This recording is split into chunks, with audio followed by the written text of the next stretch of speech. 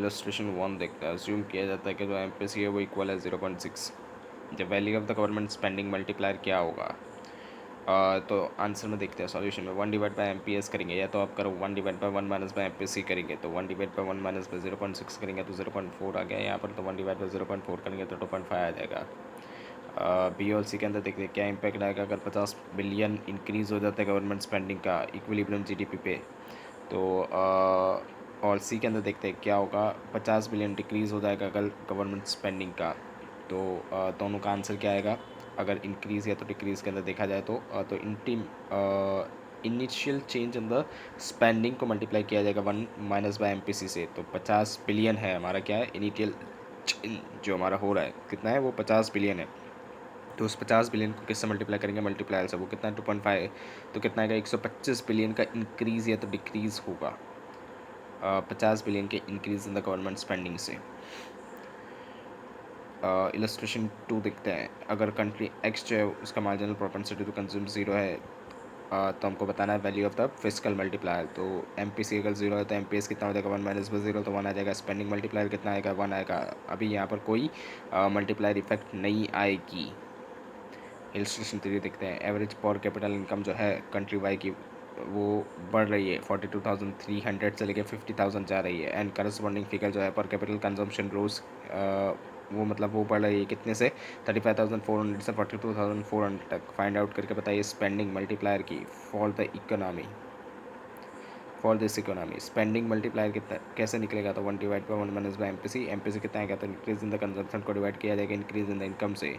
तो 42,300 में से माइनस किया जाएगा 42,300 में से माइनस किया जाएगा 35,400। ये कहता है हमारा कंजम्पशन का इंक्रीज़ हो रहा था और अभी इनकम के अंदर इंक्रीज़ कितना हो रहा था 50,000 हो रहा है किससे 42,300 से। तो 50,000 में से माइनस करेंगे 42,300।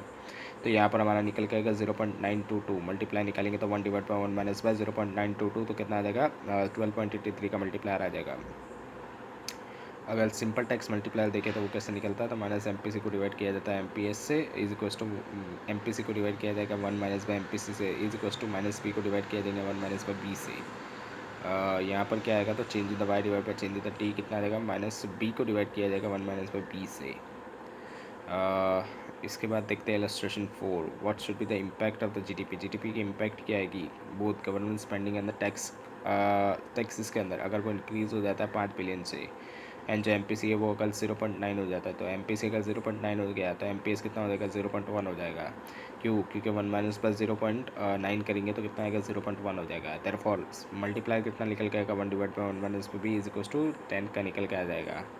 तो यहाँ पर चेंजेस कितना हो रहा है जीडीपी के अंदर तो कैसे निकालेंगे तो इनिशियल चेंज इन स्पेंडिंग को मल्टीप्लाई करेंगे 10 से क्योंकि 10 क्या है मल्टीप्लाई है। तो 5 बिलियन का हो रहा है तो 5 बिलियन को मल्टीप्लाई करेंगे 10 से तो 50 बिलियन का चेंजेस आएगा। अगर टैक्स मल्टीप्लाई देखेंगे तो माइनस बी को डिवाइड किया जाता है 1 - बी से। तो यहाँ पर कितना आएगा -9 वन माइनस बी को डिवाइड करेंगे 1 - बी से। बी कितना है हमारा यहाँ पर तो अगर हम लोग देखें बी कितना था हमारा तो बी क्या होता था एमपीसी होता था बी कितना 0.9 था। तो यहाँ पर कितना आ जाएगा 0.10 आ जाएगा और ऊपर भी क्या है ऊपर माइनस के अंदर आएगा बी माइनस के अंदर बी मतलब 0.9 आएगा। तो 0.9 को डिवाइड करेंगे 0.10 से तो कितना आ जाएगा हमारा 9 आ जाएगा। और 9 किस में आएगा नेगेटिव में आएगा क्यों क्योंकि बी क्या था ऊपर नेगेटिव में था इसलिए। डिक्रीज इन द जीडीपी देखेंगे तो increase in the initial change in the tax को मल्टीप्लाई करेंगे 9 से। तो इनिटियल चेंज कितना हो रहा है टैक्स के अंदर तो इनिशियल चेंज को मल्टीप्लाई करेंगे 9 से। मतलब यहाँ पर अगर हम लोग देखें तो 10 था हमारा क्या था मल्टीप्लायर 10 का था और टैक्स मल्टीप्लायर कितना था 9 का था। मतलब कितना परसेंट हो गया 90% का चेंज हो गया। तो यहाँ पर हम लोग क्या करेंगे तो initial change in the tax को मल्टीप्लाई किससे कर देंगे 90% से कर देंगे। तो इनिशियल चेंज कितना हो रहा था हमारा जो कि हमने निकाला था change in the GDP 50 billion का। तो उसको मल्टीप्लाई करेंगे 90% से तो कितना आएगा 45 बिलियन आ जाएगा। रिजल्ट जो है आउटपुट का वो इंक्रीज़ हो जाता है बाय द 5 बिलियंस। फर्दर जो टेक्निकल एनालिसिस है वो हमको रीड करना पड़ेगा वो सब दिए गए। शॉर्ट आंसर्स देखते हैं। डिफाइन कीजिए फिजिकल पॉलिसीज़ को। गवर्नमेंट जब अपना स्पेंडिंग को यूज़ करती है टैक्सेशन एंड बोरोइंग को इन्फ्लुएंस करने के लिए गवर्नमेंट जब अपना स्पेंडिंग सॉरी, गवर्नमेंट जब अपना स्पेंडिंग यूज़ करती है तो टैक्सेशन एंड बोरोइंग्स जो होता है वो इन्फ्लुएंस किया जाता है pattern of the economic activities के अंदर। जो level of the growth, aggregated demand जो है, आउटपुट एंड एम्प्लॉयमेंट, ये सब भी क्या हो जाता है हमारा, इन सबको भी कंसिडर किया जाता है। यानी जब गवर्नमेंट अपना यूज़ करेगी स्पेंडिंग, यानी गवर्नमेंट जब खर्चा करेगी तो टैक्सेशन बोरोइंग जो होगा वो इन्फ्लुएंस हो जाएगा both pattern of the economic activities के अंदर। एंड जो लेवल ऑफ द ग्रोथ जो है एग्रीगेटेड डिमांड की, एंड जो आउटपुट है एंड द एम्प्लॉयमेंट है, वो सब भी, उस पर भी सबका असर पड़ेगा इसका। डिफाइंड फिजिकल पॉलिसीज़ था, ये फिजिकल पॉलिसीज़ था। उसके बाद देखेंगे हम लोग what are the objectives of the physical policies, क्या ऑब्जेक्टिव है फिजिकल पॉलिसीज़ के। तो ऑब्जेक्टिव्स तो अलग अलग हो सकते हैं, वेरी करते हैं वो country to country. Achievements and maintenance of the full employment, मतलब फुल एम्प्लॉयमेंट को मेंटेन करना और उसको अचीव करना। मेंटेन करना है प्राइस की स्टेबिलिटी को, एक्सेलरेट करना है rate of the economic development को, and equitable distribution of the income and wealth, ये सारा हमारा ऑब्जेक्टिव्स होता है। डिस्टिंग यूज़ करके बताइए dictionary, discretionary sorry, distinguish use करके बताइए between the discretionary and non discretionary physical policies. तो ऑटोमेटिक स्टेबलाइजेशन जब अकर होता है through the automatic adjustment government expenditure के अंदर एंड टैक्सेस के अंदर, इसको हम लोग नॉन डिस्क्रिशनरी पॉलिसी बोलते हैं। विदाउट एनी डेलिब्रेटेड गवर्नमेंट एक्शन, मतलब गवर्नमेंट को एक्शन नहीं लेती और ये सब ऑटोमेटिकली चेंज हो जाता है क्या, गवर्नमेंट का एक्सपेंडिचर एंड टैक्सेस। तो इसको हम लोग क्या बोलते हैं, नॉन डिस्क्रिशनरी पॉलिसी बोलते हैं। जब डिस्क्रिशनरी में क्या होता है, तो stimulate aggregate spending during the recessionary phase and reduces the agricultural spending aggregate and reduce the aggregate spending during the economic expansion. यानी क्या होता है, स्टिमुलेट किया जाता है एग्रीगेट स्पेंडिंग को during the recessionary phase. Recessionary phase के अंदर क्या किया जाता है, स्टिमुलेट किया जाता है, मतलब उसको कम या ज़्यादा किया जाता है। एंड रिड्यूस किया जाता है एग्रीगेटेड स्पेंडिंग, एग्रीगेटेड स्पेंडिंग जो भी होता है उसको रिड्यूस किया जाता है इकोनॉमिक एक्सपांशन के अंदर। एग्रीगेटेड स्पेंडिंग जो होता है, मतलब स्पेंडिंग जो होता है गवर्नमेंट का, उसको भी क्या किया जाता है, उसको भी रिड्यूस किया जाता है इकोनॉमिक एक्सपांशन के अंदर। ये क्या होता है, हमारा डिस्क्रिशनरी फिजिकल पॉलिसी होता है। उसके बाद देखते हैं, एक्सप्लेन कीजिए how the automatic stabilization bring in the stability in the economy. कैसे ऑटोमेटिक स्टेबलाइजेशन स्टेबिलिटी लाता है इकोनॉमी के अंदर। तो ऑटोमेटिक स्टेबलाइजेशन जो है उसके अंदर बोला गया था, ऑटोमेटिक स्टेबलाइजेशन अकड़ होता है ऑटोमेटिक एडजस्टमेंट से, जो कि government expenditures and the taxes की वजह से होता है, जिसको हम लोग नॉन डिस्क्रिशनरी पॉलिसी बोलते हैं। Without any deliberate government action, मतलब इसके अंदर कोई गवर्नमेंट का एक्शन नहीं लगता है, ये ऑटोमेटिकली होता है टैक्सेस एंड एक्सपेंडिचर में चेंजेस। फिफ्थ देखते हैं, how do the build in stabilizer combat demand pull inflationary pressure. तो एम्प्लॉयमेंट इंक्रीज होता है progressive system of the tax से। मतलब अगर progressive system of the tax होगा, ज़्यादा कमाने वाला ज़्यादा टैक्स देगा तो एम्प्लॉयमेंट इंक्रीज होगा। हाई टैक्स होगा, लोअर डिस्पोजेबल इनकम होगा। हाई टैक्स की वजह से डिस्पोजेबल इनकम कम आएगी, मतलब जो खर्च करने वाली इनकम होती है वो कम हो जाएगी। हायर कॉर्पोरेट टैक्स पेमेंट्स होगा, लो सरप्लस होगा, decline in the consumption and investment होगा, decline in the aggregated demand हो जाएगा। ये सब क्या था, ये सब था हमारा बिल्ट इन स्टेबलाइजर कॉम्बेट जब इन्फ्लेशनरी प्रेशर होता है तो। What are the symptoms of the beginning of the recessions. Symptoms क्या होते हैं जब रिसेशन का बिगिनिंग होता है, मतलब रिसेशन जब आता है तो उसका क्या सिम्टम्स होते हैं, मतलब उस वो हमको ऐसा पता चल जाएगा कि रिसेशन आने वाला है। तो वो कैसे पता चलेगा हमको, तो डिक्लाइन हो जाता है जीडीपी, ग्रोइंग अनएम्प्लॉयमेंट, अनएम्प्लॉयमेंट बढ़ जाता है, डिक्लाइन हो जाता है प्राइजेस, प्राइजेस गिर जाते हैं, लोअर एग्रीगेटेड डिमांड हो जाती है, डिमांड कम हो जाती है। एक्सप्लेन कीजिए term recessionary gap, also known as contractionary gap. यहाँ पर जो डिफरेंस होता है वो किसके बीच में होता है, actual aggregated demand and aggregated demand के बीच में, जो रिक्वायर्ड करता है fill in to establish the equilibrium at a full employment level of the income. यानी इसको फिल इन करने के लिए क्या होता है, हमको एस्टैब्लिश करना पड़ता है equilibrium full level of the full employment level of the income पे। 8 देखते हैं, what should be the tax policies during the recession and depression. क्या टैक्स पॉलिसी होनी चाहिए रिसेशन और डिप्रेशन के अंदर। तो टैक्स पॉलिसी है वो एनकरेज करता है private consumption and investment, general reductions होता है इनकम टैक्स के अंदर, जनरली जनरल जनरल रिडक्शंस हो जाता है इनकम टैक्स के अंदर। हायर डिस्पोजेबल इनकम हो जाती है, हायर कंजम्पशन हो जाता है, लोअर कॉर्पोरेट टैक्स हो जाता है और फर्दर इन्वेस्टमेंट होती है। What is the consequences excessive taxation will have on the business? क्या consequences निकल के आएंगे जब excessive taxation हो जाएगा बिजनेस के ऊपर? तो लेस पोटेंशियल प्रॉफिट होगा, प्रॉफिट कम हो जाएगा, डिसइंसेंटिव्स आ जाएगा, स्टिफलेस न्यू इन्वेस्टमेंट हो जाएगा, लेस ग्रोथ हो जाएगा। 10th देखते हैं, distinguish between the pump प्रीमिंग and compensatory spending. तो पंप प्रीमियम क्या होता है? Certain volume of the public spending, public की स्पेंडिंग होती है जो कि रिवाइव की जाती है, मतलब फिर से जन्म दी जाती है इकोनॉमी के लिए। मतलब इकोनॉमी जब बैठ जाती है तो उसको फिर से रिवाइव करने के लिए, मतलब उसको फिर से जन्म देने के लिए क्या लेकर आया जाता है? पब्लिक के पास से स्पेंडिंग किया जाता है सर्टेन वॉल्यूम के बेसिस पे। उसको क्या बोलते हैं? पंप प्रीमिंग बोलते हैं। मतलब पब्लिक स्पेंडिंग करेगी जिससे इकोनॉमी उठ जाएगी। कंपनसेटरी स्पेंडिंग क्या होता है? गवर्नमेंट जब वो स्पेंड करे कंपनसेट करने के लिए deficiency in the private investment, मतलब प्राइवेट इन्वेस्टमेंट इकोनॉमी का अगर उठा नहीं पा रहा है और उसकी डेफिशिएंसी को कंप्लीट करने के लिए गवर्नमेंट अगर स्पेंडिंग कर रही है तो उसको हम लोग क्या बोलेंगे? तो उसको हम लोग बोलेंगे उसको हम लोग क्या बोलेंगे? उसको बोलेंगे कंपनसेटरी स्पेंडिंग। क्वेश्चन नंबर 11 देखते हैं, डिस्क्राइब कीजिए terms expansionary fiscal policy. Expansionary fiscal policy किसको बोलते हैं? जो डिज़ाइन किया जाता है स्टिमुलेट करने के लिए इकोनॉमी। इसका एम होता है कि ये इंक्रीज़ कर देगा एग्रीगेटर एक्सपेंडिचर को एंड एग्रीगेटर डिमांड को, इंक्रीज गवर्नमेंट स्पेंडिंग एंड और डिक्रीज इन द टैक्सेस। यानी ये क्या बोल रहा है कि इंक्रीज़ हो जाएगा aggregator expenditure and demand, increase किया जाएगा गवर्नमेंट की स्पेंडिंग को, या तो डिक्रीज़ भी किया जा सकता है टैक्सेस को।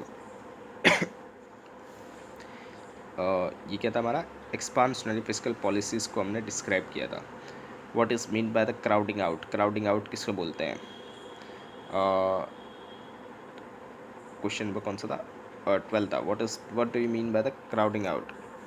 तो नेगेटिव इफेक्ट जो होती है फिस्कल पॉलिसीज़ की, जब स्पेंडिंग किया जाता है गवर्नमेंट के द्वारा इकोनॉमी के अंदर, अगर वो रिप्लेस कर देगा प्राइवेट स्पेंडिंग को, मतलब प्राइवेट स्पेंडिंग कम हो जाएगी, गवर्नमेंट स्पेंडिंग ज़्यादा हो जाएगी, तो जो मनी है प्राइवेट सेक्टर का वो क्राउड आउट हो जाएगा, मतलब बाहर फेंका जाएगा to the public sector. Public sector से बाहर, पब्लिक सेक्टर की वजह से प्राइवेट सेक्टर की मनी जो स्पेंडिंग होती है वो क्राउड आउट हो जाएगी, मतलब बाहर फेंका जाएगी, मतलब प्राइवेट सेक्टर को कम मिलेगा as compare to the government sector. Government अगर क्या कर देगा? स्पेंडिंग करेगा मनी, तो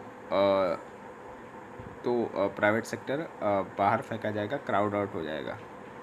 decline in the private spending, इससे क्या होगा? प्राइवेट स्पेंडिंग कम हो जाएगी, मतलब प्राइवेट जो स्पेंड कर रहा था उसके रॉ मटेरियल्स पे और उस पर वो कम हो जाएगा। Fiscal policies become ineffective, fiscal policy होगी वो क्या हो जाएगी? इनइफेक्टिव हो जाएगी।